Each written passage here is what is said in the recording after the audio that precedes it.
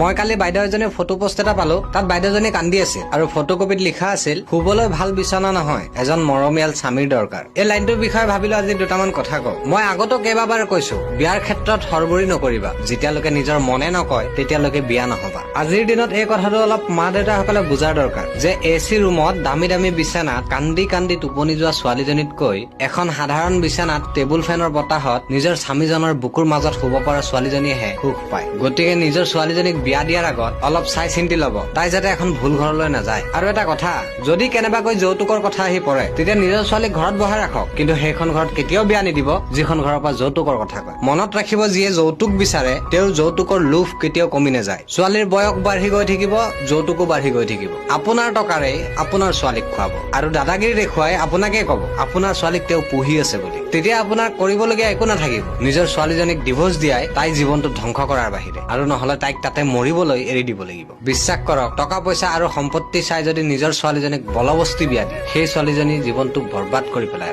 শেষত এটা ইম্পৰ্টেণ্ট কথা কওঁ, 31 ডিচেম্বৰৰ দিনা যদি হেপী নিউ ইয়েৰ বুলি কোনোবাই কিবা বেনাৰ পঠায় বা কিবা ফটো পঠায়, তেতিয়া ক্লিক নকৰিবা। টেক্সট মেছেজৰ বাহিৰে কোনো বেনাৰ ক্লিক নকৰিবা। যিয়ে দেখিবা ফটো পঠাইছে, ক্লিক নকৰিবা, লাগিলে তোমাৰ প্ৰিয় বন্ধুৱে নহওক কিয়। কথাখিনি বুজাই গলে ভিডিঅ'টো বহুত দীঘল হৈ যাব। দাদা হিচাপে মনা কৰিছো, ক্লিক নকৰিবা আৰু ভিডিঅ'টো শ্বেয়াৰ কৰি দিবা। ধন্যবাদ।